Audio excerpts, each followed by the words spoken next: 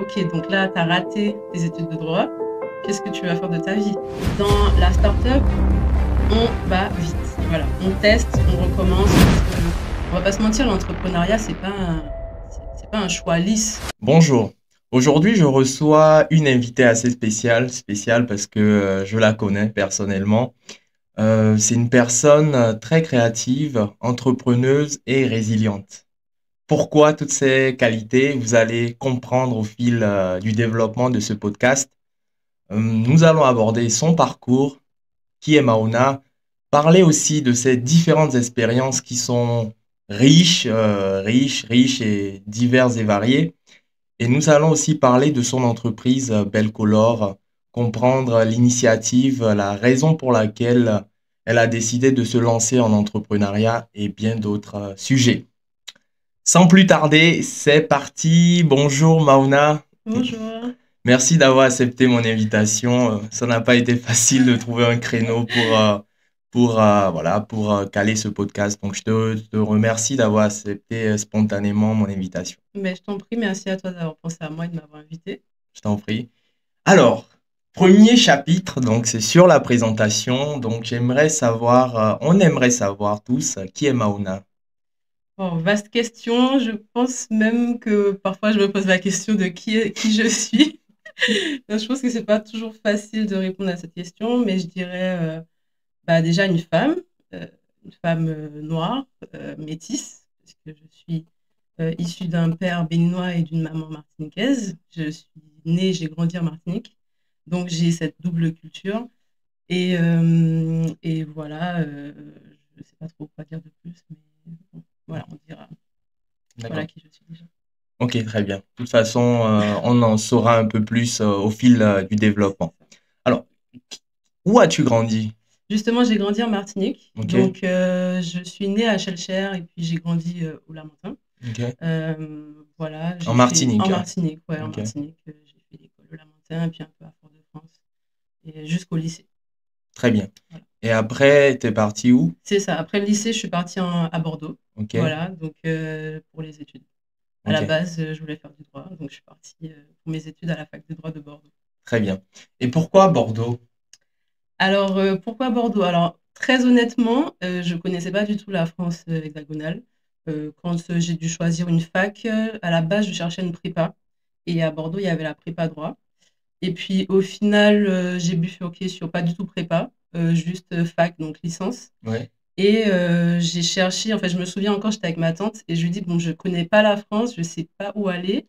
J'ai cherché un peu les universités qu'il y avait en France hexagonale. Et donc, j'ai trouvé plein de facs. Et là, elle me dit, franchement, Bordeaux, c'est top, il y a pas mal d'antillais, je pense que c'est la température aussi, c'est pas mal, tu n'auras pas trop froid et tout, va à Bordeaux. Donc, je lui dis, bon, ok, vas-y, je vais à Bordeaux. Et c'est comme ça que j'ai choisi la fac de Bordeaux. d'accord, très bien.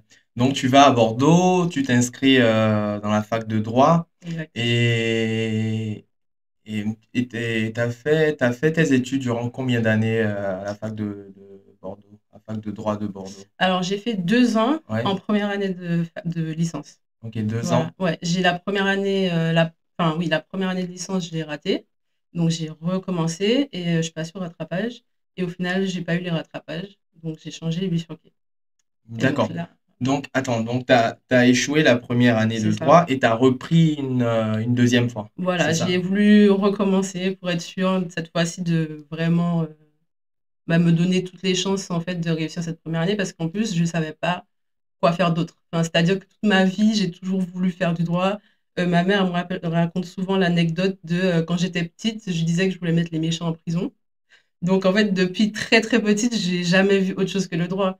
En grandissant j'ai voulu faire juge aux affaires familiales. Après j'ai fait tous mes stages dans le domaine juridique. J'ai Ouais. fait en notariat, j'ai fait au palais de justice, j'ai fait avec des avocats. Donc vraiment, je ne faisais que droit, droit, droit. Donc je me suis dit, là, j'ai raté la première année, il Ouais. faut que je retente parce que je ne sais pas quoi faire d'autre. Donc c'est D'accord, pour ça. d'accord. Et après avoir réessayé une deuxième fois, est-ce que tu avais validé l'année ou pas du tout? Non, alors justement, j'ai repassé au rattrapage Ouais, et là, je sors de l'épreuve de droit, histoire du droit et je sais que j'ai raté parce que c'était un gros COEF et je savais que ben, là, j'aurais pas du tout l'année. Et je suis rentrée chez moi et je me suis dit, OK, donc là, tu as raté tes études de droit. Qu'est-ce que tu vas faire de ta vie? T'as jamais cherché autre chose, tu vas faire quoi? Et donc là, je suis dans mon salon et je me dis, bon, OK, j'ai raté. On était en juillet, je me souviens, j'ai eu les résultats. Je me vois, je suis là, je me dis, bon, alors tes parents, ils t'aident, ils financent tes études et tout ça. Tu as dit que tu voulais faire du droit, tu as retenté une deuxième année, tu l'as pas, tu peux pas rentrer parce que je rentrais tous les étés en Martinique voir mes parents. Et je me dis, tu peux pas rentrer et leur dire, bah, j'ai échoué la fac et puis ben voilà. Donc je me suis dit, il faut absolument que j'ai un plan B. Qu'est-ce que je vais faire? Parce que moi, je peux leur, voilà, leur proposer un nouveau plan d'études. Voilà. Ouais. Donc là, je me pose, à l'époque, il y avait les sites de l'UNICEF. Donc Ok. les sites pour trouver un peu enfin voilà, s'orienter pour les gens qui savent pas trop ce qu'ils veulent faire et tout. Donc là, je fais le test de l'ONICEP et le résultat, c'est communication. Ok. Donc je me dis, ah, communication, ouais, ça me parle en fait, hein. Je lis un peu la description, je me dis, ah ouais, ça me va bien, pourquoi pas. Donc là, je commence à me faire un scénario, ok, je vais ouvrir mon agence de communication et tout ça, non, franchement, c'est bien et tout et tout. Mais là, je me dis, ok, mais qu'est-ce que je vais faire dans la communication? Parce qu'on est en juillet, les inscriptions, a priori, c'est terminé, Ouais. il faut bien que je trouve quelque chose. Donc, je regarde un peu ce qu'il y a sur Bordeaux en termes de communication. Je vois des études payantes à 5 000, 6 000, 10 000 euros et tout. Je me dis, bon, hors de question que je demande encore à mes parents de mettre de l'argent dans mes études, sachant que j'ai déjà raté 2 années et ça coûte cher, enfin, le logement et tout ça. Donc, je me dis, ok, est-ce qu'il n'y a pas une autre option? Là, je trouve un BTS en communication dans un lycée privé. Et je me dis, ah bah tiens, BTS, 2 ans, c'est assez général, il y a plein de matières, pourquoi pas. Et donc là, je choisis de m'inscrire dans ce BTS-là. Ok. Il faut savoir que quand je m'inscris dans le BTS, enfin au BTS, les inscriptions sont finies. Donc moi, je récupère le dossier en ligne, je remplis mon petit dossier, je rentre en Martinique, j'explique à mes parents, voilà, je vais faire ça. Bon, j'ai raté les études de droit, mais j'ai un plan B, regardez, je vais faire ça. Ils me disent, ok, ok, tu veux faire ça, très bien. On envoie le dossier. Je reviens en septembre et j'appelle le BTS en disant, enfin le lycée en disant, oui, voilà, j'ai envoyé ma candidature. Est-ce que, enfin, c'est quand la rentrée et tout ça. Donc la dame vraiment adorable qui me répond à l'époque, elle me dit, les candidatures, c'est terminé. Enfin, il y a plus, c'est fermé. Le BTS, il est complet. Donc là, la seule chose que je peux faire pour toi, c'est de te mettre en liste d'attente. Donc je lui dis, ok, très bien. Il faut savoir qu'à l'époque, vraiment, j'étais dans le déni. C'est-à-dire que je lui dis, d'accord, ok, je suis sur liste d'attente, mais dans ma tête, je vais faire ce BTS. Il n'y a pas d'échec possible, quoi. Donc je dis, ok, très bien. Et puis les jours passent un peu, la date de la rentrée approche, Ouais. j'ai toujours pas de nouvelles, donc j'appelle. Je dis, voilà, c'est pour... Non, j'y vais sur place. Je vais sur place, je rencontre la dame et tout, qui me reçoit dans son bureau. Je dis, ben voilà, j'aimerais savoir, est-ce qu'il y a une place pour moi et tout ça. Elle me dit, ben, je suis vraiment désolée, il n'y a pas de place, mais je vois que tu es déterminée, donc s'il y a une place, elle sera pour toi. Je dis, ok, super, je rentre chez moi, toujours en me disant, je vais être dans ce BTS-là et tout. Quelques jours passent. Vraiment, à aucun moment, je me dis que c'est pas possible. Vraiment, je me revois, je suis déterminée, je me dis, ça va être mon BTS, je vais faire mon petit BTS et tout. Puis la rentrée, c'est donc la veille de la rentrée, elle m'appelle, je reçois un coup de fil, elle me dit, non, c'est bon, tu seras dans le BTS, donc on t'attend demain pour la rentrée. Et là, je suis super contente. J'étais dans le bus, je me rappelle, je rentrais chez moi et j'étais super contente. Je dis, yes, ok, super, je vais aller dans ce BTS. Et bah, voilà, quoi, je vais pouvoir continuer mes études. Voilà. D'accord, très bien. Très intéressant. Ouais. Je constate qu'il y a beaucoup d'étudiants, quand ils optent pour le droit, ils ont du mal à valider la première année et même à continuer. J'en connais Joanne, Emmanuel et bien d'autres. Ils ont essayé. Non, Emmanuel, c'était plutôt la médecine, autant pour moi. Joanne et Emmanuel, autant pour moi. Je Mhm. rectifie, c'était la médecine.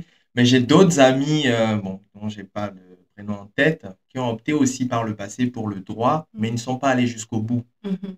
À ton avis, euh, en te basant sur tes 2 années d'expérience en droit, quelles sont les difficultés auxquelles les étudiants font face? Qu'est-ce qui fait que beaucoup d'étudiants n'arrivent pas à franchir le cap et à valider les années? Alors, je ne sais pas pour le droit spécifiquement, mais je pense que le système de la fac déjà en lui-même est très différent du système scolaire habituel où on est dans une classe en plus ou moins petits groupes, où on a un professeur qui est vraiment très disponible et tout ça. Je pense que déjà le système fait que c'est un grand changement. Donc, on nous demande beaucoup plus d'autonomie. Voilà, on est un peu livré à nous-mêmes entre guillemets. Je veux pas, c'est pas que personne ne s'occupe de nous parce qu'on a quand même les TD, qui sont les groupes où on a des chargés de TD où ça ressemble un peu plus déjà à une classe, voilà, basique quoi. Mais en amphithéâtre, je me souviens à la fac de Bordeaux, on était plus de 1000. Il y avait des gens qui étaient assis dans les escaliers au début de l'année tellement c'était bondé. Bon, au fur et à mesure des semaines, Ça diminue. ça diminuait quand même. Mais au début, le premier jour, effectivement, c'était bondé. Donc, dans un amphithéâtre à plus de 1000 personnes avec un maître de conférence qui explique un peu voilà, tout son savoir qu'il nous donne. Il faut suivre le rythme, il faut prendre des notes. C'est vraiment ça demande beaucoup de concentration et on est un peu seul dans ce système-là. Donc, je pense que déjà, voilà, le changement entre une classe lambda et ce système de fac avec amphithéâtre et tout, c'est une première difficulté. Ensuite, on va pas se mentir, c'est un domaine qu'on connaît pas normalement. Moi, j'ai jamais fait de droit quand j'étais au lycée.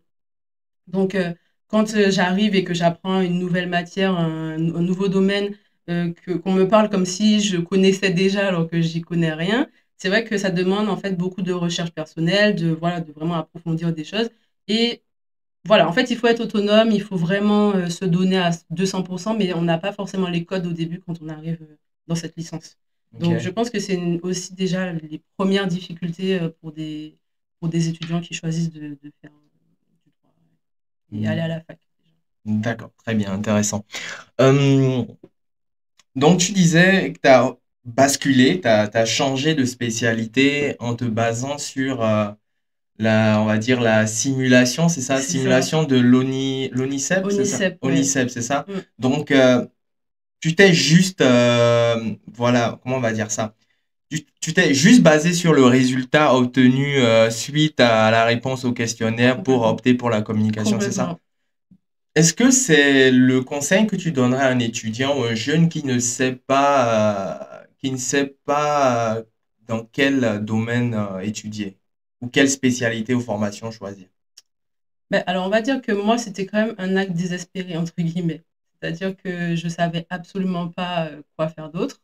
Donc, en fait, j'avais pas de solution. C'est-à-dire que je savais pas forcément vers qui me tourner pour avoir une aide.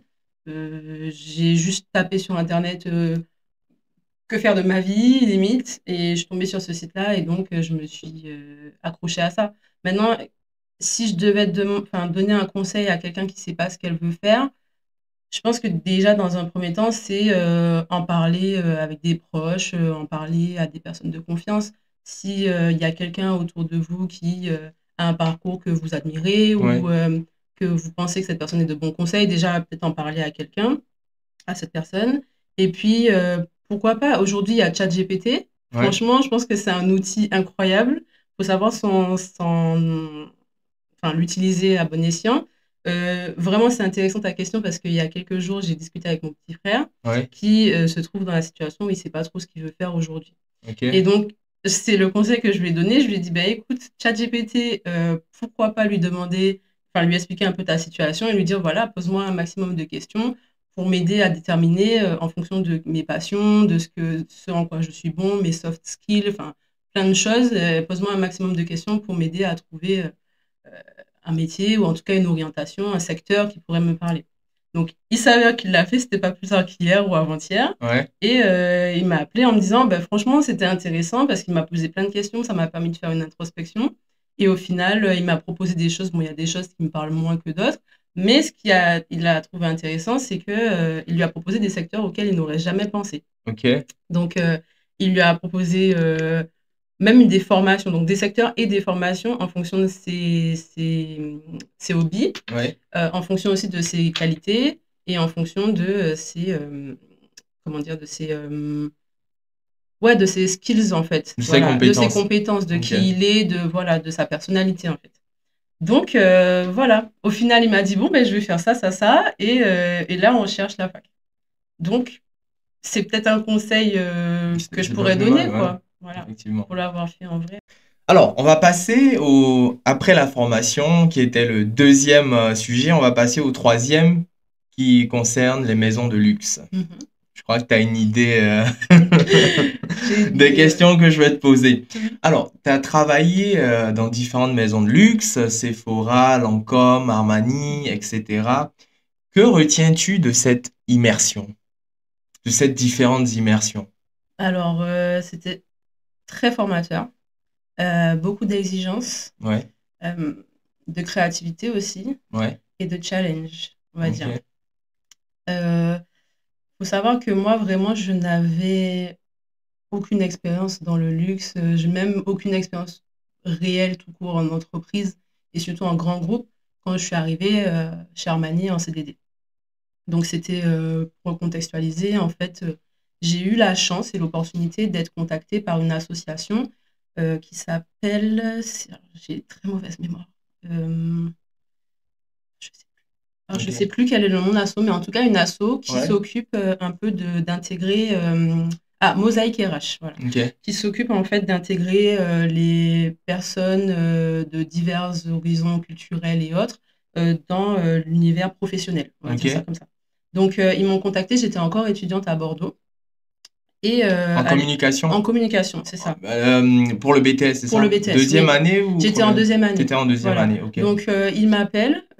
J'étais vraiment en fin de deuxième année en plus. Il me Ok, contacte, je crois que c'était un mail ou je sais plus trop par quel médium, mais à l'époque, il me contacte et il me propose une formation pour m'aider à me former dans l'entretien d'embauche. ok. Donc, savoir comment me vendre en entretien, mener un entretien, travailler mon CV, etc. Donc, moi, j'étais à l'époque à Bordeaux et eux, ils sont basés à Paris. À Ok, l'époque, ils étaient à Paris. Donc, je me dis, bon, c'est vraiment hyper intéressant, franchement, cette formation. En plus, moi, je vais finir mon BTS. Il va falloir que je commence à me vendre sur le marché de l'emploi. C'est une opportunité, pourquoi pas. Donc là, je prends mon billet de train, j'arrive à Paris et je fais cette formation qui, je crois, était sur 2 ou 3 jours ou ok. une semaine, je sais plus trop, mais bon, c'était un temps assez court quand même. Donc, je fais cette formation, je rencontre plein de personnes et je suis formée, on travaille en groupe, etc. On parle de nos CV, etc. Bref, à la fin de la formation, très riche, parce que très honnêtement, j'ai réutilisé l'expérience de cette formation quand j'ai dû mener des entretiens par la suite. Et donc, vraiment top. Et donc, bref, tout ça pour dire qu'il me contacte à la fin de quelques mois après, en fait. À cette époque-là, donc moi, je décide, après mon BTS, de monter à Paris pour Ok. suivre une formation en design. Donc, je viens En d'arriver à troisième Paris. année? Alors, du coup, j'ai fini ma deuxième année de Ouais, BTS. Donc, j'ai fini mon BTS, en fait. À l'obtention de mon diplôme, je pars à Paris, ouais, en août, pour continuer les études, mais cette fois-ci en précisant en design. ok, Voilà. Donc, je suis arrivée à Paris, on est en août, et là, ils me contactent en me disant, voilà, il y a une grande entreprise des cosmétiques qui cherche quelqu'un en CDD pour le mois d'août. Donc moi, je cherchais un job d'été à l'époque et donc j'accepte et je dis OK, je veux bien quoi, parce qu'ils avaient encore mon CV. ok. Donc j'y vais et là, dans le processus, je comprends que c'est L'Oréal Luxe à Levallois-Perret. Donc moi, je suis un peu choquée. Je me dis mais comment ça? Enfin, OK, trop bien. Donc j'y vais, j'arrive, je fais un peu quelques semaines chez Armani Beauty et quelques semaines chez Lancôme Ok. en studio de création packaging chez Lancôme. Donc j'arrive, voilà, chez Armani. Ouais.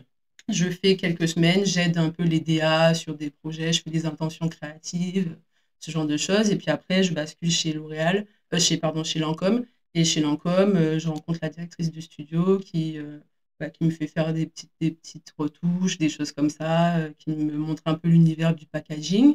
C'est là que je découvre en fait ce que c'est que le packaging, comment ça se présente, comment est-ce qu'on travaille le pack, les exigences du packaging, etc. Et donc, voilà, je suis vraiment formée directement à cette haute exigence euh, qu'il y a dans le luxe, en fait. Puis, à la fin de mon CDD de 1 mois, je me lie pas d'amitié, mais en tout cas, la directrice du studio me propose de me prendre en alternance parce que je cherchais une alternance pour ma Ouais, formation. super.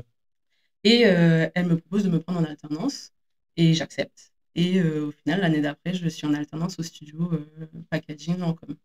Voilà. D'accord. Donc, Ok, très bien. Très bien.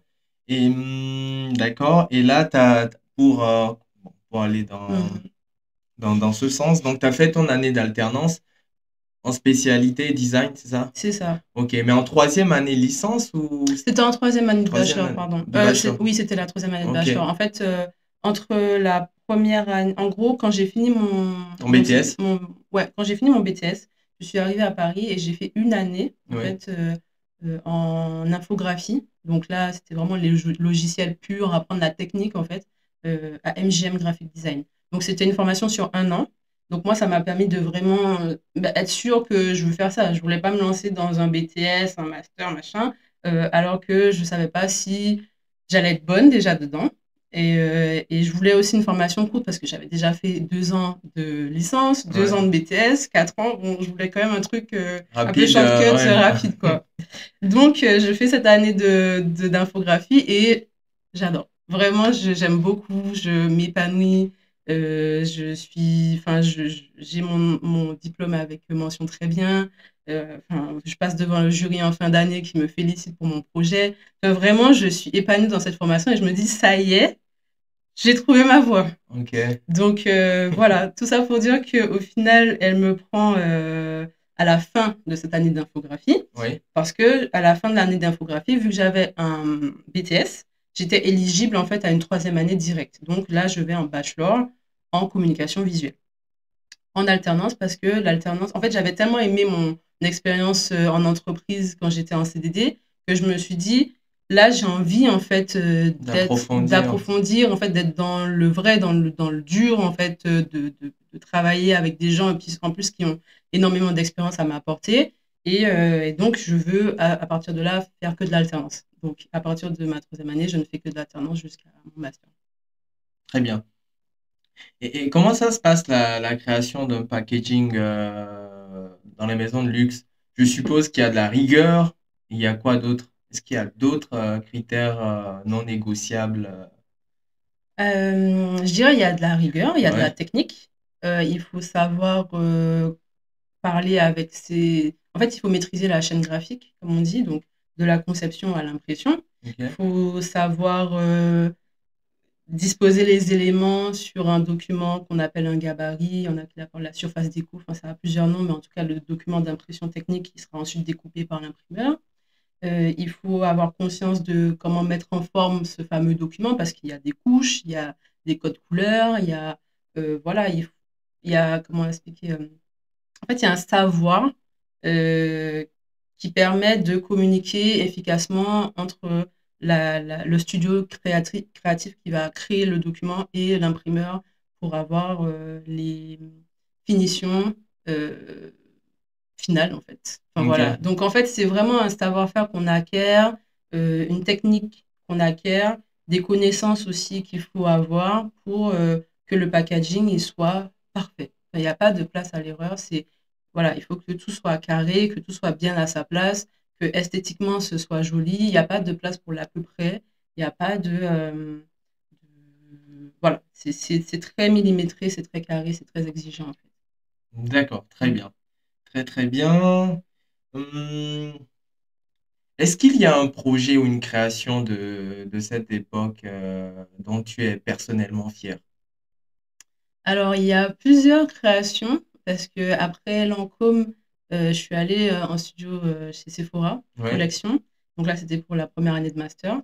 Et alors, c'est vrai que j'ai plein de petits projets dont je suis fière, puisqu'ils ont été après en magasin. Donc, quand j'allais faire mes petites emplettes chez Sephora, je passais toujours voir un peu les créations que j'avais faites. Et puis, quand j'étais avec une amie, la famille, je disais, ah, ça, c'est moi qui l'ai fait et tout ça. Donc, il y a pas mal de petits projets comme ça pour lesquels je suis très fière. Il y avait le gua sha c'est chez Sephora. Il y a eu des illustrations pour des baumes, des choses comme ça. Enfin, il y a plein de trucs. Donc, plein de projets très sympas. Bon, ok. là, aujourd'hui, ils sont plus en rayon parce que les années passent et que Oui, donc les les gammes se créations, renouvellent, voilà, et voilà. la direction artistique aussi, elle évolue. Enfin, voilà. Mais oui, complètement. Il y a des projets dont je suis fière. Très bien. Alors, quatrième sujet, donc c'est ton expérience chez, je ne sais pas si je prononce bien, Bene Bono. C'est ça, Ok, Bénévono, très ouais. bien. Euh, Pourquoi avoir décidé voilà, de collaborer avec cette entreprise, cette start-up qui est spécialisée dans le gaspillage, dans la lutte contre le gaspillage alimentaire? Parce que là, tu passes de la cosmétique Mm. voilà, au domaine alimentaire, Mm. et on va même dire environnemental, écologique, parce que quelque part, éviter de gaspiller de la nourriture aussi, c'est pour préserver l'environnement. Mhm. Alors, déjà, quand je finis mon année D'alternance, d'alternance ouais. chez Sephora, j'ai comme la sensation d'avoir un peu fait le tour de mon métier de rêve. En fait, moi, j'ai vraiment été là chez Sephora dans ce que je voulais faire. C'est-à-dire que je me suis dit, je veux faire du packaging toute ma vie. J'aime trop ça, c'est trop bien. En plus, créatif, où je peux m'exprimer, je veux faire ça. Et en fait, en l'ayant fait, je me suis rendu compte que peut-être que je vais m'ennuyer à faire que ça. En fait, je suis quelqu'un qui aime explorer, qui aime toucher à plein de choses, qui a vraiment de la curiosité pour plein de domaines. Et je me suis rendu compte qu'en fait, finalement, peut-être que je m'ennuierais à faire que du pack. Donc, je me suis dit, OK, en fait, enfin, vraiment par hasard, hein, je recherche une alternance et je tombe sur, à l'époque, ça s'appelait Hors Normes, c'était pas Ok. encore Bénébono. Et je tombe sur une annonce qui cherche une alternante ou un alternant en design pour cette start-up-là. À l'époque, ils étaient à Station F. Et ils cherchent une alternante avec des missions, mais variées. Donc voilà, plein de choses à faire, que ce soit le site web, que ce soit les sachets pour le transport, enfin voilà, il y a plein de trucs, les réseaux sociaux, tout, tout, tout. Et là, je me dis, waouh, ça j'aime.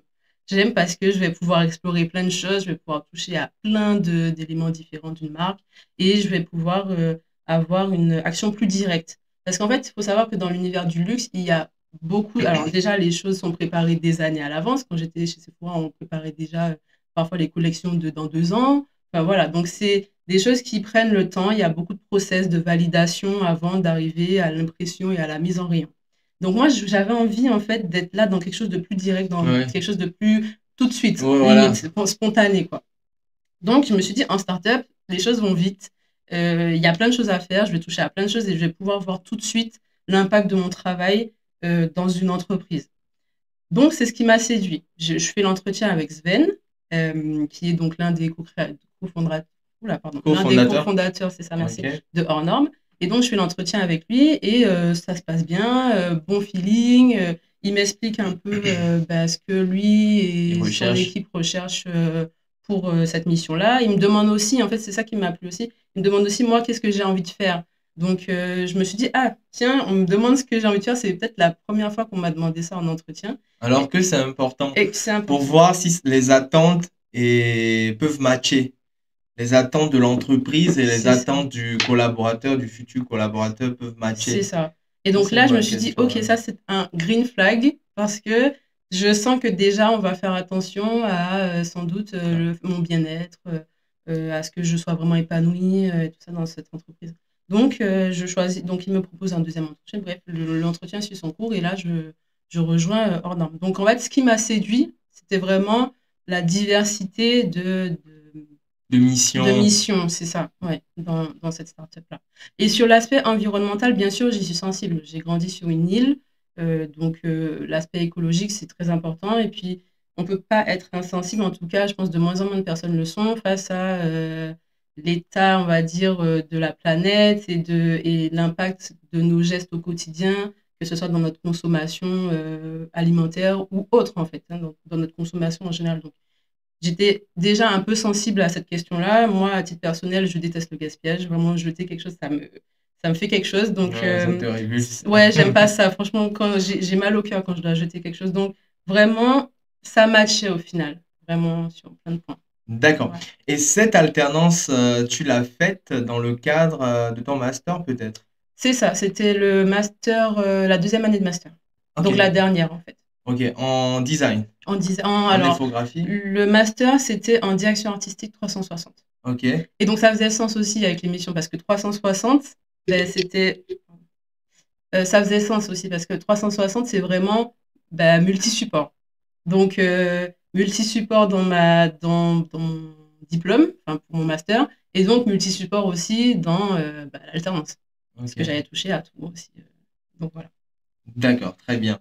Très, très, très bien. Et comment as-tu contribué à construire leur identité visuelle? Alors quand c'était hors norme, parce qu'il y a Ouais, eu, on va dire que j'ai eu une expérience chez Benebono, hors norme slash Benebono, enfin en deux temps. Un premier temps chez hors norme où j'étais alternante ouais, et un deuxième temps chez Benebono où là j'étais en CDI. Parce ok, qu'à la fin de mon alternance, ils m'ont proposé de me garder. super. Voilà, donc quand j'étais chez hors norme, ils avaient déjà un logo parce que la personne qui était en alternance avant moi avait fait le logo, elle avait fait une charte graphique, donc elle avait choisi les polices d'écriture, les couleurs.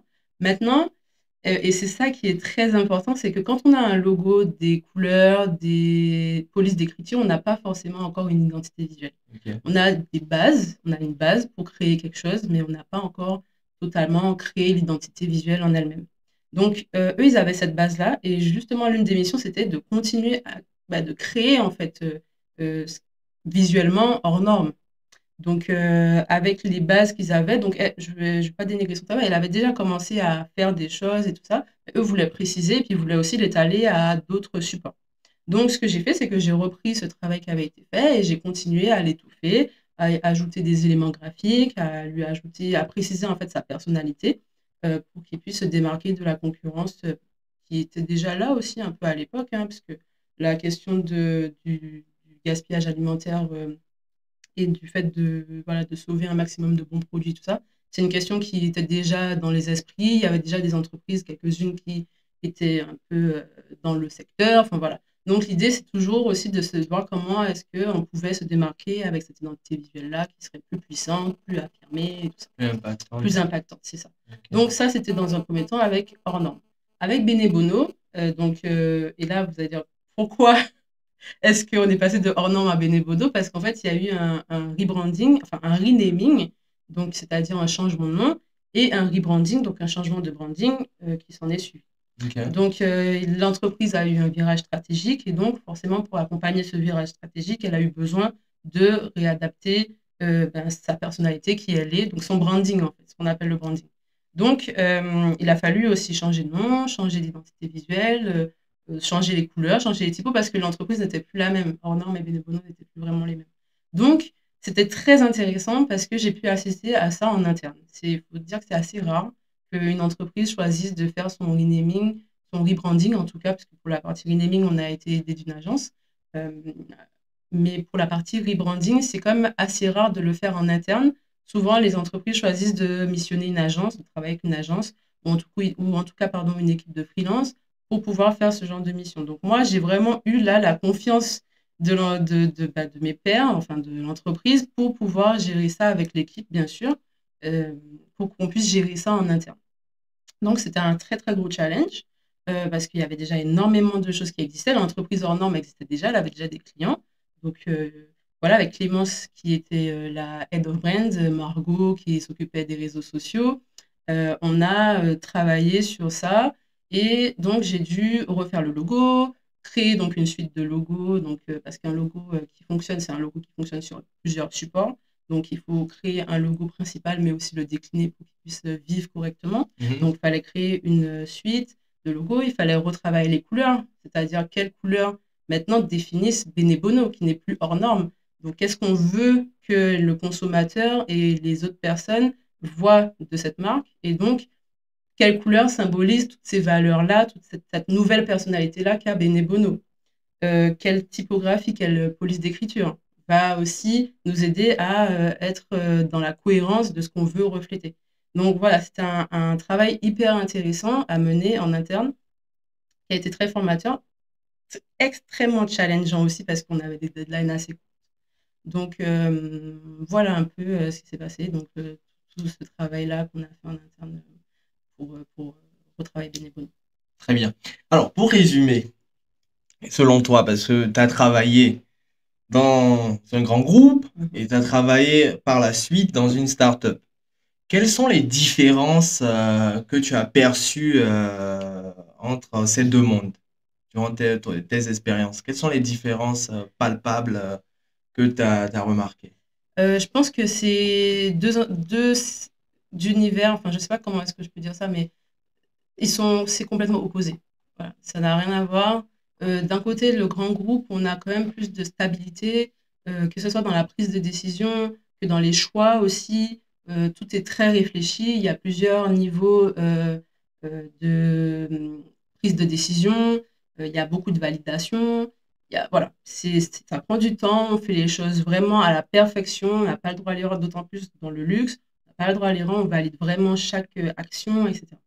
Dans la startup, on va vite. Voilà, on teste, on recommence, on teste, on recommence, on teste, on recommence. Donc, on va vite, on va vite, on va vite.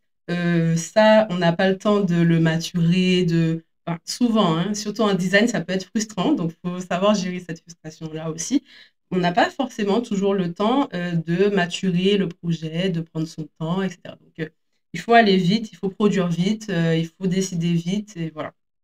Bien sûr, il y a un process de décision et tout ça, mais comparé Il à est plus court. il est beaucoup plus court, c'est ça. Comparé à une entreprise où on prépare des gammes ou des collections des années à l'avance, là, on est plutôt dans le mois, la semaine, voilà. Le jour même. Parfois le jour, quoi. Donc, il faut être vraiment très réactif et savoir gérer aussi parfois cette part de frustration qui existe, on ne va pas le nier. Très bien. Et est-ce que c'est ton expérience chez Bene Bono Mhm. qui t'a poussé à lancer ta propre entreprise?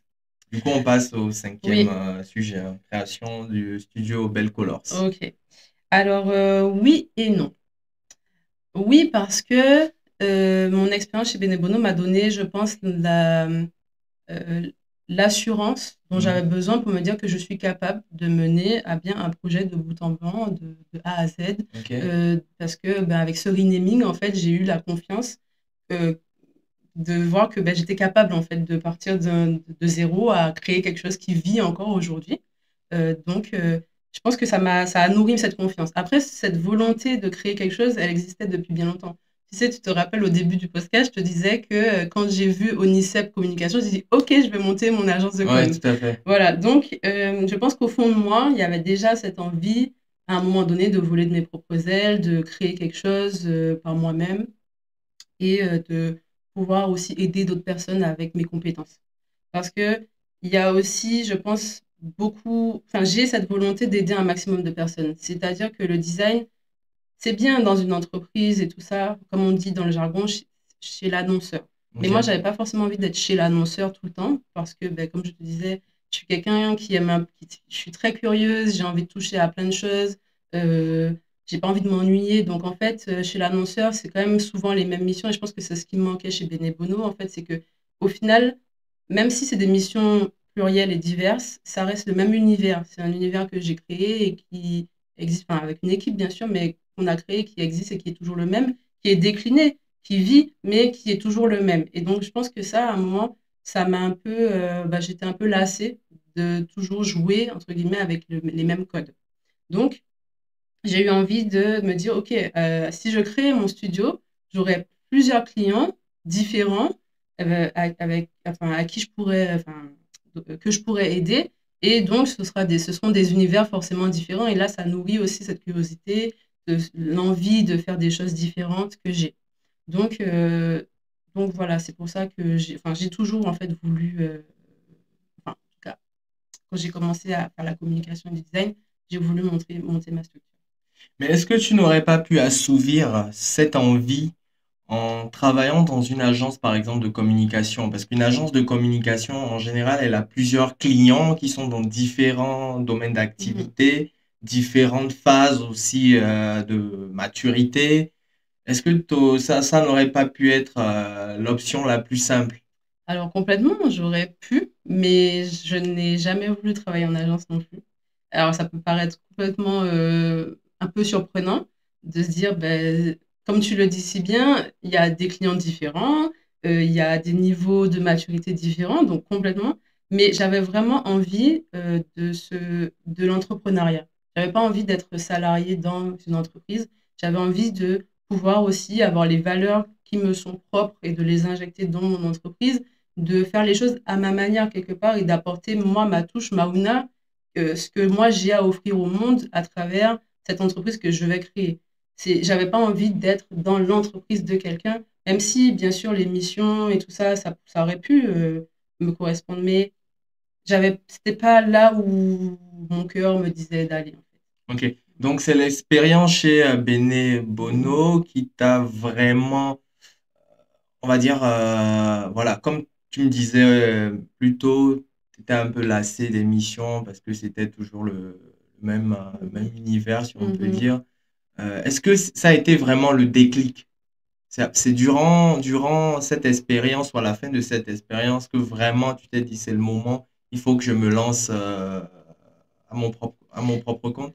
En fait, la question de se lancer, elle était à la fin. Alors, je me la suis posée à la fin de mes études. Quand Ok, j'ai fini mon master, je me suis dit, bon, Anna, tu sais, on va pas se mentir, tu vas pas te mentir à toi-même.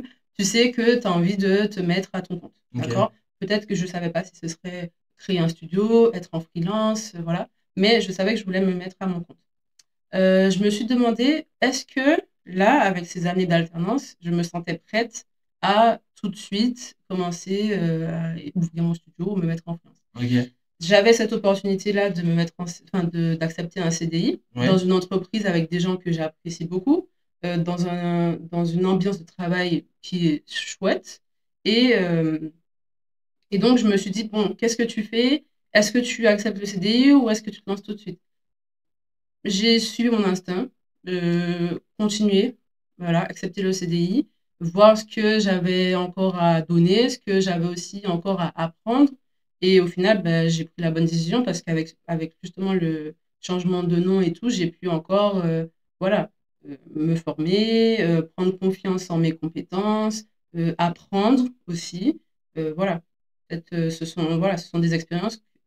En fait, le renaming et le rebranding, c'est une expérience très, très, très importante que j'ai eue, que j'aurais pas eu si je m'étais lancée tout de suite, en fait. ok, d'accord, très bien. Comment as-tu imaginé l'identité de Belle Colors? Alors là, je suis toujours en train de peaufiner. Je pense en tant que créatif, on a toujours du mal quand on doit créer pour soi-même.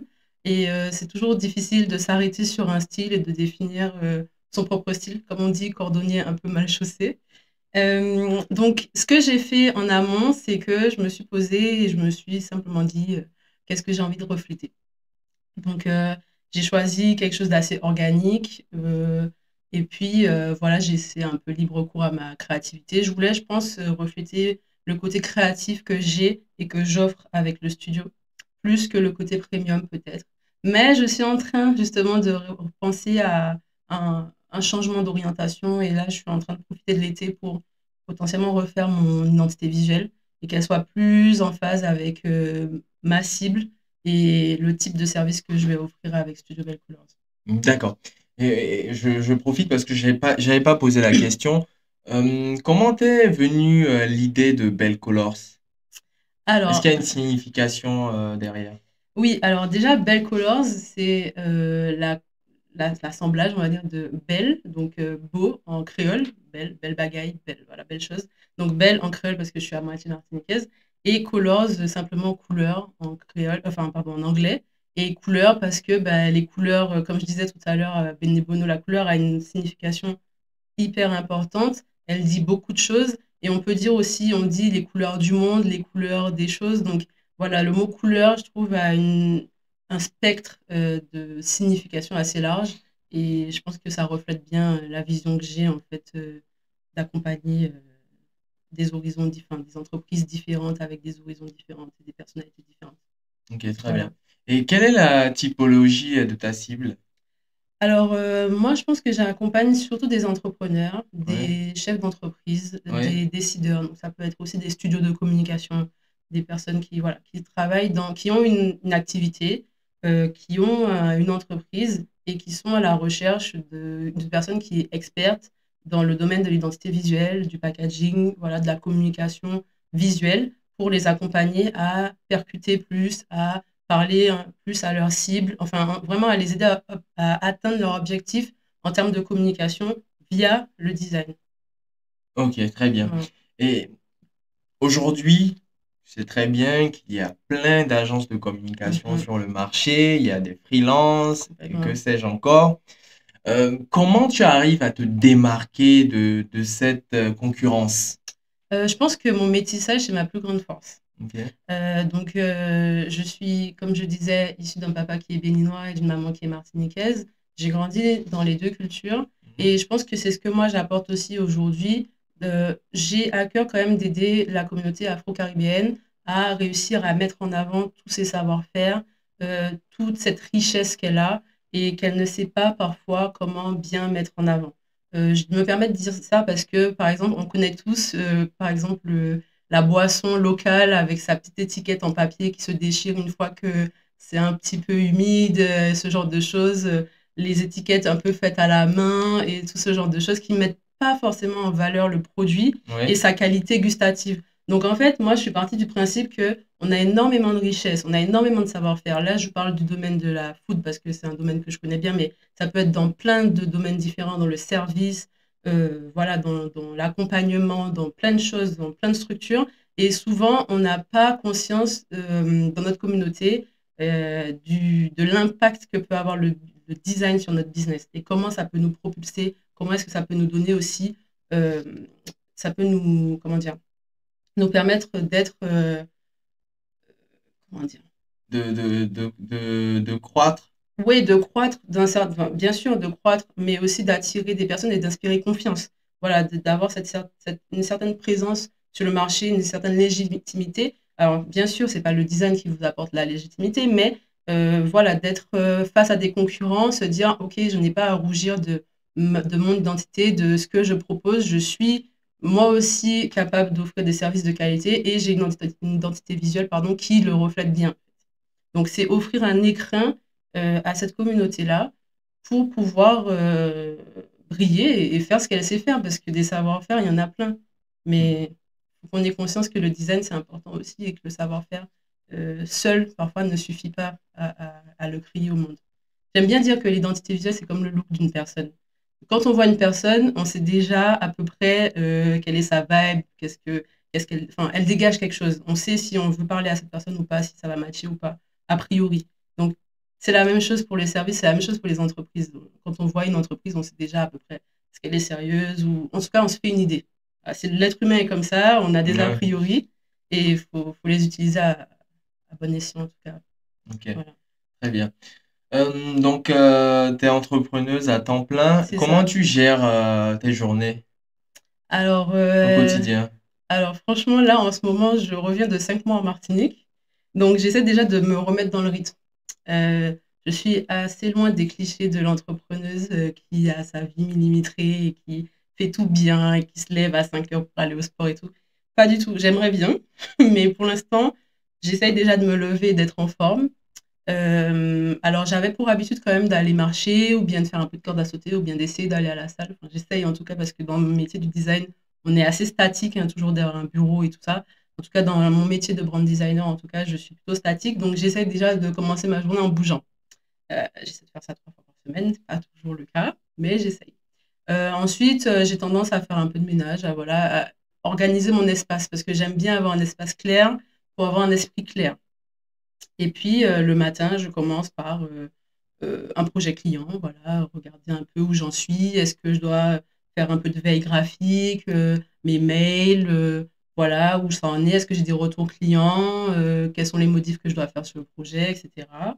Euh, le midi, je mange pas toujours, je devrais, mais parfois je mange pas toujours. Ouais. Et puis l'après-midi, je me consacre à du deep work, donc je travaille en profondeur sur le projet client ou bien de la prospection, ou bien ce genre de choses. Donc voilà, j'ai des journées qui sont pas toujours les mêmes. Ça, je pense que c'est une journée type que voilà, j'aimerais bien avoir tous les jours. Maintenant, j'essaye quand même de tester la méthode tu sais, quand tu mets, pardon, quand tu mets dans ton agenda des créneaux, des blocs et que tu te forces à respecter ces blocs pour faire telle chose. Donc voilà, on va dire le lundi, j'essaie de faire de la création pour les réseaux sociaux. Le mardi, j'essaie de faire justement la journée type que je viens de t'énoncer. Et puis le reste de la journée, enfin le reste de la semaine, c'est des journées un peu comme ça où parfois j'ai des journées entières où je vais faire que de la création parce que ben en fait mine de rien quand on est entrepreneur et qu'on gère soi-même ses journées, enfin qu'on gère tout, parce que quand on est entrepreneur, on fait tout, souvent. Euh, ben, j'essaie d'avoir quand même des journées où je ne fais rien d'autre que ce qui me passionne, que de la créa, parce que on a besoin d'être dans sa bulle aussi. Voilà. Et souvent, avec les réseaux sociaux, les notifications, les choses à faire, les mails, les machins, on a tendance à s'éparpiller. Donc, C'est assez, ouais. voilà. Donc, j'essaie quand même d'avoir des journées deep focus. Deep work. Ok, très bien. Et quelles sont les difficultés que tu rencontres au quotidien? Les difficultés que je rencontre au Oui, dans quotidien l'entrepreneuriat. dans alors déjà, forcément, avoir des clients. Voilà, c'est pas si simple quand on est entrepreneur, quand on se lance dans le design qui est en plus un secteur, en tout cas dans mon secteur de brand designer, des graphistes, il y en a plein, qui sortent d'école, il y en a plein, qui sont sur le marché, il y en a plein aussi. On commence à dire que le secteur est un peu saturé d'ailleurs. Alors, trouver des clients, c'est pas forcément facile. En fait, se faire connaître, c'est pas forcément facile. Donc, je dirais que c'est un premier challenge de trouver des clients, en tout cas de se faire connaître, de montrer sa valeur. Qu'est-ce que je peux. En fait, justement, tout à l'heure, tu me demandais qu'est-ce que j'ai d'autre à offrir que quelqu'un. Enfin, qu'est-ce que tu Ouais, peux par offrir. rapport à quelqu'un d'autre. Voilà, quelqu'un d'autre. Donc, voilà, c'est aussi ça, savoir se démarquer de la concurrence, expliquer sa valeur. Qu'est-ce que moi, je peux t'apporter que telle personne ne peut pas t'apporter par rapport à ce dont tu as besoin. Donc voilà, il y a ça. Et puis tu me disais, c'était quoi ta question déjà? C'était Les les difficultés difficultés. que tu Euh, rencontres au quotidien. donc voilà, donc il y a ça, il y a rester focus, comme on disait tout à l'heure, parce qu'il y a plein de choses à faire et souvent on veut tout faire en même temps. Donc je pense, voilà, se mettre un cap et puis prioriser, ce serait les plus grandes difficultés, je pense, au quotidien. Ok. Et que pensent, oui, que pensent tes proches par rapport à ta décision d'entreprendre? Alors franchement, j'ai la chance d'avoir un entourage merveilleux. Ouais, Mes parents me soutiennent à fond, mon conjoint, il me soutient à fond, ouais. ma famille me soutient aussi à fond. Pas plus tard qu'hier, je discutais avec mon père parce qu'il me suit sur TikTok, d'ailleurs, papa, c'était là. Il me suit sur TikTok et il arrête pas, enfin, il partage toujours mes vidéos, il commente, il l'envoie à la famille qui est au Bénin, justement, même à celle qui est en Martinique. Il commente mes vidéos en me disant: «Ah ben tiens, je pense ça, ça, ça». Donc vraiment, j'ai la chance d'avoir un entourage qui m'a toujours soutenue. Parce que mes parents, même quand j'ai changé, voilà, que j'ai dit, voilà, je veux faire du droit et que je suis revenue à la maison en disant: «Eh ben, finalement, je fais pas du droit, je vais faire de la communication». À aucun moment, ils ont été contre mon choix. Ils m'ont toujours soutenu. Quoi que je voulais faire, mes parents m'ont toujours dit: c'est ta vie, tu décides. Quoi que tu fasses, on va te soutenir. Ok, Donc c'est voilà, j'ai bien. quand même cette chance. Et puis aussi mon conjoint qui a un soutien au quotidien, qui est toujours là, même dans les moments. Parce que on va pas se mentir, l'entrepreneuriat, c'est pas un choix lisse. Voilà, il y a des hauts, des bas, il y a des moments où le mindset n'est pas à son max. Il y a des moments où on est au max, et des moments, Ouais, voilà. Et donc lui, il m'aide aussi à essayer de garder un équilibre. Quand ça va pas, il me rebooste. Quand ça va, il me hype encore plus. Et donc voilà, j'ai un entourage merveilleux, même les amis aussi qui me recommandent auprès de leur entreprise. Enfin voilà, mon entourage, si tout le monde pouvait avoir le même, ce serait incroyable parce que vraiment, je suis très reconnaissante. super, Ouais. super, excellent. Alors, on va passer au sujet suivant, donc design et sense. Mhm, D'après nos recherches, tu affirmes souvent que le packaging est un outil émotionnel. totalement. Peux-tu nous en dire un peu plus? Alors, le packaging, effectivement, ma vision, c'est ça, c'est que le packaging, c'est un outil émotionnel. Pourquoi? Parce que on est attiré vers ce qu'on voit. Voilà. En fait, comment dire, le packaging, c'est déjà un objet. C'est quelque chose de tangible. Le design, souvent, c'est quelque chose d'assez intangible. En tout cas, le design graphique, c'est quelque chose d'assez intangible. Voilà, ça peut être quelque chose de très subjectif aussi. Mais le packaging, on peut le toucher. Donc déjà, ça en fait un médium très intéressant et très attirant. Quand on, on voit un packaging, on ressent quelque chose malgré soi. On voit que ça brille ou bien que c'est mat, on voit C'est la coloré. texture, c'est coloré, c'est pas coloré. Enfin, on a déjà une émotion qui se dégage d'un packaging. On va pouvoir mettre, je sais pas, là on a des bouteilles d'eau, on peut mettre plusieurs bouteilles d'eau, on va pas ressentir la même chose envers toutes ces bouteilles d'eau parce qu'elles n'ont pas la même forme, elles sont toutes en plastique, mais il y en a qui vont être plus mates que d'autres plus brillantes, d'autres plus épaisses, d'autres plus fines. L'étiquette va pas avoir la même couleur, des bleus plus foncés, des bleus plus clairs. Donc voilà, donc déjà tout ça, ces assemblages-là, les designs sont pensés pour nous faire ressentir quelque chose.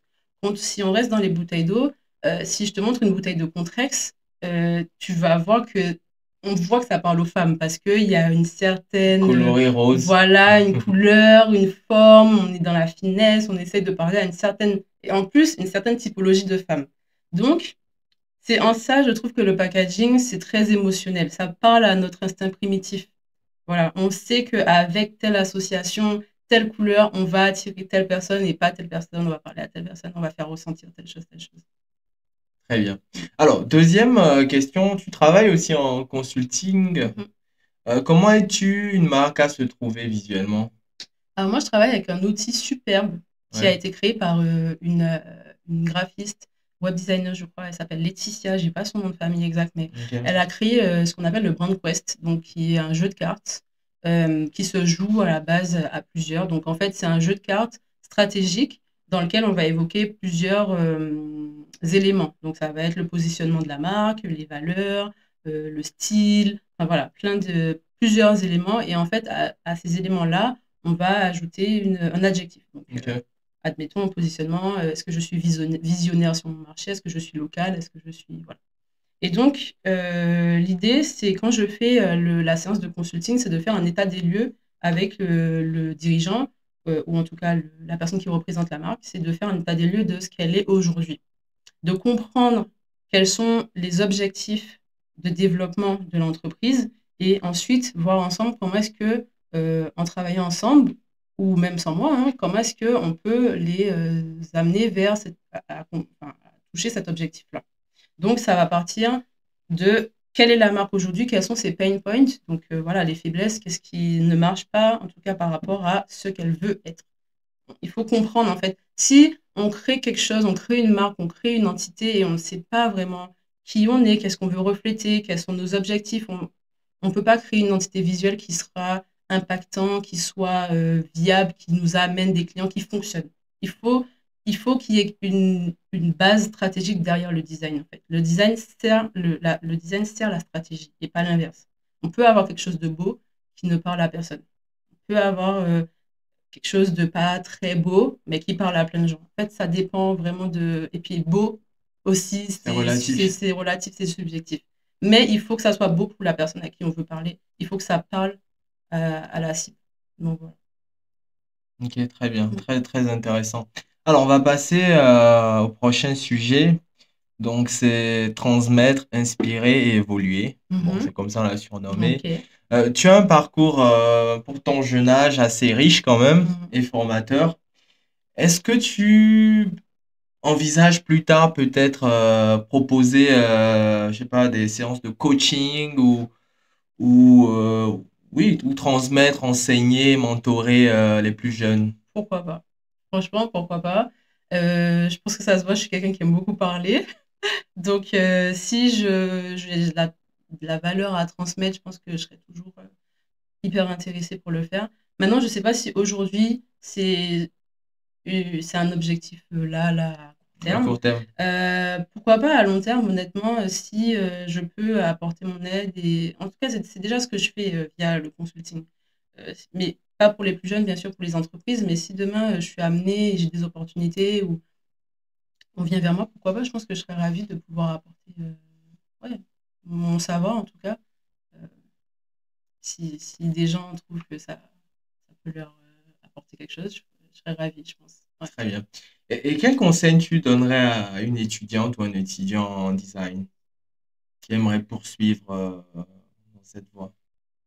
Alors, un étudiant qui est déjà en design ou qui ne sait pas trop et qui veut s'orienter vers design? Qui aimerait, allez, on va dire, Ok. qui aimerait, qui hésite, qui se demande pourquoi pas le design. Est-ce que tu as des conseils ou des tips à partager pour que ces jeunes évitent certaines erreurs que peut-être tu as eu à faire par le passé? Je pense que je dirais de ne pas hésiter à faire des trucs moches. Enfin, vraiment de s'entraîner. Voilà, au début, les premiers designs, on va pas se mentir, ils sont rarement beaux. Quand je regarde mes premières créations, vraiment, même moi, j'en rigole, quoi. Je me dis, waouh, j'ai fait ça. Bon, voilà, c'était pas top. Mais bah, je l'ai fait. Bah, je l'ai fait, j'ai recommencé, j'en ai fait d'autres. Je me suis inspirée, j'ai ouvert mon œil, j'étais curieuse de plein de choses. Voilà, ne pas rester fermé, s'ouvrir, ouvrir son esprit, retenter, refaire, refaire, même si vous décidez de reprendre un projet que vous avez fait il y a quelques années et que vous voulez le retravailler 5 ans plus tard. Pourquoi pas pour voir l'évolution. Enfin voilà, Je pense que si tu m'as dit une personne qui est déjà dans le design Non, pas, ou qui non, le serait pas, qui qui hésite hésite, à se spécialiser dans le design. bah déjà, je pense qu'il faut écouter son feu intérieur. Si, si tu rêves de faire du design, c'est peut-être que tu dois faire du design ou que quelque chose dans enfin, le design t'appelle. Donc déjà, je pense que écouter son cœur, enfin écouter cette petite voix dans ta tête qui te dit fais-le. Essayer, c'est jamais échouer. Enfin, essayer, c'est déjà se chercher, se trouver. Enfin voilà, il faut pas, je pense, qu'on est là dans cette vie-là pour tester des choses aussi, et que si on ne teste jamais, on ne pourra jamais savoir déjà si c'est fait pour nous ou pas. Donc dans un premier temps, si vous avez envie de faire du design, faites du design. Je pense que je dirais ça. Ensuite, quelqu'un qui fait du design, qui se trouve pas bon, qui hésite à arrêter ou qui voudrait continuer, sait pas trop si c'est fait pour lui, il faut tester. Voilà, faut tester. Moi, quand j'étais en licence de droit, la première année, je l'ai raté. Je me suis dit, bon, ben, on a peut-être que tu n'as pas donné assez, retente. Et puis j'ai retenté. Je me suis dit, bon, ben, finalement, j'ai tenté 2 fois. Je ne peux pas avoir de regrets toute ma vie. Enfin, je Ouais. regretterai jamais d'avoir arrêté le droit parce que je sais que j'ai tout donné et que c'était pas fait pour moi. Et que donc, voilà, pour pas avoir de regrets, faut faire les choses. On essaye. Si ça marche pas, on cherche autre chose. Voilà. Ok, ça marche. Voilà. Ok, ok. Durant tes différentes expériences en communication, en design, infographie, design, est-ce que tu as un souvenir d'une erreur qui t'a marqué et dont tu as retenu, je sais pas, plusieurs leçons qui te servent aujourd'hui? Hum, alors, des erreurs, bien sûr. Je pense que. Ah oui, Ou une erreur marquante qui a été assez plus grave que les ouais, ouais, ouais. précédentes Alors, bon, et que tu ne pourrais plus désormais refaire et que tu oublieras jamais. alors que je pourrais plus refaire, je pense que je le referai plus, mais je pense que ça peut arriver à tout le monde. Mais en fait, c'était quand j'étais chez Sephora. Ouais, C'est à cette erreur que je pense. Donc, je pense que c'est une erreur courante hein, chez tous les designers. J'étais chez Sephora, j'étais en alternance et puis j'avais des documents, justement, les fameux documents.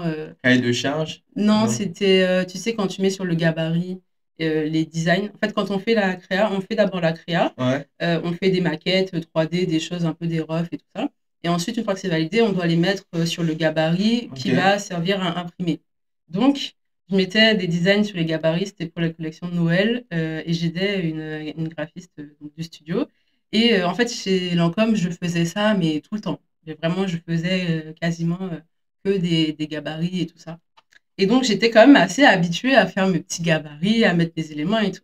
Donc, je fais ça, j'en fais plein. Et elles me disent, waouh, mais tu vas super vite et tout ça, mais waouh, enfin, tu gères et tout.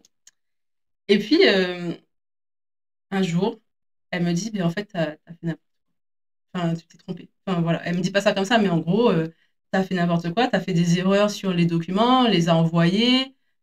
Voilà. Et moi, je me retrouve là, mais je me dis, mais comment j'ai pu faire les erreurs et tout, je comprends pas. Mais en fait, il faut savoir que chez Lancôme, il y avait une personne, enfin un binôme, qui relisait à chaque fois nos documents. Donc, quand on faisait les documents, on leur envoyait. Elle lisait, regardait si on n'avait pas fait de coquilles, si on n'avait pas fait d'erreur. Et puis, elle nous a, ah là, il y a un truc en plus. Là, tu as ça qui n'est pas bien calibré et tout. Donc, on le refaisait, on envoyait. Enfin, voilà. Mhm. Mais là, en fait, chez Sephora, c'était une toute autre façon de fonctionner. Il n'y avait personne pour relire, en fait. Moi, j'étais la dernière personne à relire. Donc, je pense qu'aujourd'hui, je ne ferai plus la même erreur parce que je sais que en fait, parfois, on s'habitue à une façon de fonctionner. Faut être, Oui, un certain confort. voilà, un certain confort. Ouais, habitude à la peau dure, quoi. Voilà, c'est ça. Donc là, voilà, je vérifie tout. Comme ça, il n'y a pas d'erreur. Bien sûr, déjà, quand je travaille avec mes clients, ils sont les derniers relecteurs. Ça, c'est important parce que c'est leur projet et moi, je fais tout pour leur fournir un travail de qualité. Et c'est Mais une bien manière sûr, aussi de les c'est impliquer. une façon de les impliquer parce que moi, comme j'aime dire, on collabore ensemble. C'est Ouais, pas, enfin, c'est votre projet aussi. Vous êtes impliqués là-dedans. Vous avez votre mot à dire. C'est un échange. Moi, je veux comprendre ce qui anime votre projet pour vous aider. Donc, voilà, les clients relisent et tout. On est ensemble, on collabore ensemble. Mais voilà, maintenant, je fais plus attention quand même à ce genre d'erreurs de coquilles et tout ça. très bien. Et quels sont tes objectifs à moyen terme, court et moyen terme? Je pense qu'à moyen terme, j'aimerais accompagner beaucoup plus d'entrepreneurs afro-caribéens, donc que ça soit sur le continent africain, que ça soit en France, que ça soit en Martinique, dans la Caraïbe. J'ai vraiment à cœur, voilà, d'aider un maximum d'entrepreneurs afro-caribéens. s'ils se reconnaissent dans mon travail, dans ma personnalité, dans ma façon de travailler, s'ils ont envie de collaborer avec quelqu'un qui, voilà, qui est bienveillante, mais qui va dire les choses, voilà, qui a toujours avec beaucoup d'honnêteté, mais beaucoup de bienveillance aussi. Je pense que voilà, mes objectifs, c'est de travailler un peu plus avec des entrepreneurs afro-caribéens. Et ensuite, à moyen terme, je pense que j'aimerais commencer à collaborer aussi avec d'autres spécialistes dans mon domaine, que ce soit dans le web design, puisque par exemple, moi, je ne fais pas de web. Je suis capable de travailler avec tous les métiers qui environnent le design de marque, mais je ne suis pas spécialiste de web design, par exemple. Donc, travailler un peu plus avec des spécialistes pour pouvoir offrir la meilleure qualité de service au final à mes clients. Ok, Voilà. très bien. Et au passage, et si quelqu'un est intéressé ou curieux de voir ce que tu proposes, comment il peut y avoir accès? Alors, Comment peut-il te contacter? alors déjà, il peut me contacter, enfin, il peut déjà voir ce que je fais sur mes réseaux Ouais, sociaux, que je suis encore en train de peaufiner, donc à studiobellecolors.com. ok. Non, pas du tout. Pas du tout. Donc déjà, il Oh, peut me contacter. Non, pardon, je vais recommencer. ouais, Donc, il peut déjà aller voir ce que je fais sur mes réseaux sociaux. oui. Donc, Comme quel réseau social? alors, Instagram et TikTok. Ok, J'ai aussi Behance. Behance, c'est un site, on va dire, où il y a plein de projets. Donc, j'ai aussi un Behance. Le nom, c'est Studio Belle Colors. ok. Donc, voilà, tout collé, avec un S à la fin de Belle Colors. Et s'il veut me contacter plus en détail et prendre un rendez-vous, il peut m'envoyer un mail à studio.bellecolors@gmail.com. D'accord, ça marche. Voilà. Ça marche. Impeccable. Alors, là, c'est le dernier chapitre Mhm. donc que j'ai nommé divers, on va Mhm. dire. Divers. Alors, première question, as-tu une citation ou un mantra qui te guide dans ton travail? J'aime bien me dire que si tu peux le rêver, tu peux le faire. Très simple, mais je trouve très impactant pour moi. C'est-à-dire que et c'est ce que j'ai dit tout à l'heure, hein, si cette pensée-là, elle est dans ton cœur, si elle est dans ta tête, si tu es obsédé par cette chose que tu veux accomplir, que tu veux apporter au monde, c'est que tu peux le faire. Tu peux pas rêver à quelque chose dont tu n'es pas capable. Bien sûr, ça demande du travail, rien n'est facile dans la vie. Mais avec de la persévérance, si tu as un rêve, tu peux l'accomplir, je pense. Très bien. Tac, tac, tac. Tu devais- Non. Alors, moi, c'est ma question favorite. Mhm. Est-ce qu'il y a une question que tu aurais aimé que je te pose et que je n'ai pas fait? Là, comme ça, spontanément, pas vraiment. C'est une question piège. Non, Non, je pas sais du tout, pas. parce que Non, c'est vrai. J'aurais pu vouloir que tu me poses une question. mais auquel j'ai pas pensé, à Très, laquelle j'ai pas pensé. ouais. Bah, très spontanément, j'en ai pas. Mais qu'est-ce que je pourrais vouloir ajouter à ce qu'on s'est dit? Je sais pas vraiment, en fait. Ok. Et quel est ton mot de fin alors? Mon mot de fin, bah, déjà, merci de m'avoir invité. Franchement, Je t'en prie. c'était un plaisir. Plaisir partagé. Franchement, j'ai bien aimé raconter toutes ces choses et tout. J'espère que ça va se ressentir. Et puis, bah, aux personnes qui sont intéressées par le design, j'espère avoir apporté des éléments qui peuvent bah, approfondir votre réflexion. Si vous découvrez, pardon, j'espère que ça a pu vous donner des pistes. Voilà. Et puis voilà. Ok. Ouais. Et qu'est-ce qu'on peut te souhaiter de bien ou de mieux Je pense pour la suite? ouais, je pense qu'on peut me souhaiter de beaux projets. Je pense qu'on peut me souhaiter de continuer à m'épanouir dans ce que je fais. Je pense qu'on peut me souhaiter de pouvoir accompagner encore un maximum de personnes à atteindre leurs rêves, à atteindre leurs objectifs. Et puis de la santé. Et toujours garder ma joie de vivre. Je pense Ouais, c'est important. que c'est important, ouais. Important. Très Ouais. bien. Écoute, merci Maona. Merci à toi. Nous voici à la fin de ce podcast qui, j'espère, a été très instructif, très intéressant. N'hésitez pas à mettre en commentaire si vous avez des questions. Je me ferai un plaisir de les transmettre à Mauna, qui se fera également un plaisir d'y répondre. Surtout, n'oubliez pas aussi de lâcher des likes, ne soyez pas avares. Et en attendant le prochain podcast, prenez soin de vous et je vous dis à très vite. Ciao.